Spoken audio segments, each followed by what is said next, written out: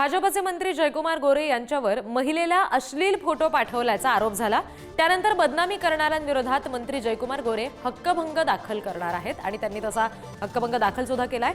संजय राऊत त्याचबरोबर रोहित पवार आणि लय भारी YouTube चॅनल यांच्या विरोधात हक्कभंग दाखल करण्यात आलाय। हक्कभंग आणणार आहे। ज्यांनी या गोष्टी संदर्भात माझ्यावर आरोप केलेले आहेत त्यांच्यावर हक्कभंग आणणार आहे आणि त्यांच्यावर अब्रू नुकसानीचा दावा उपोषणाला बसणार आहेत त्या मला माहिती नाही। तुमच्याकडून माहिती मिळाली पण मला माहिती नाही। त्या संदर्भात मला जी माहिती मिळाली तर मी बोलेन। एकामागोमाग या घटना काय आहेत? धनंजय मुंडे झाले, माणिकराव कोकाटे यांच्यावर तुमच्यावर एक सलग का आरोप केले जातात? सलग आरोप केले जातात। आरोप करणाऱ्याला काय अडवायला हे नाही आहे, पण माझी म्हणणं आहे त्यांनी स्वतःच्या कडे बघावं।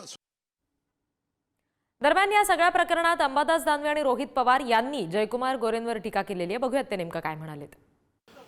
हे पहा, माझ्याकडे त्याचं पत्र आहे, त्या भगिनीचं स्वतः लिहिलेलं आहे, स्वतःच्या सहीचं पत्र आहे आणि ते फार काही जुनं नाही। त्यांचं म्हणणं होतं जुनं प्रकरण आहे, परंतु आत्ताचं फेब्रुवारी महिन्यातलं पत्र त्या भगिनीने राज्यपालांना दिलेलं आहे। माझ्याकडे ते पत्र उपलब्ध आहे। त्यामुळे गोरे हा फुकटचा आव आणत असतील, परंतु गोरे याच्यामध्ये 100% दोषी निघतील आणि मला असं वाटतं सभागृहात वेगवेगळ्या आयुधाच्या मार्फत याविषयी सरकारला जाब आम्ही निश्चित विचारू।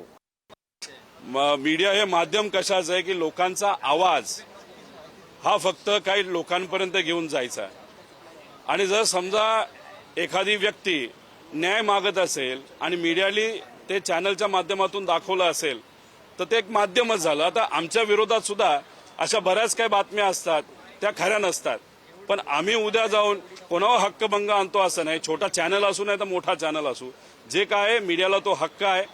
त्यामुळे तिथं मला असं वाटतं गोरेंनी थोडेसे समजूतदारपणा तिथं दाखवला पाहिजे। खूप असं पर्सनली घेतलं नाही पाहिजे, पण नोटीस काय आहे हे बघितल्याशिवाय आपल्याला बोलता येणार नाही।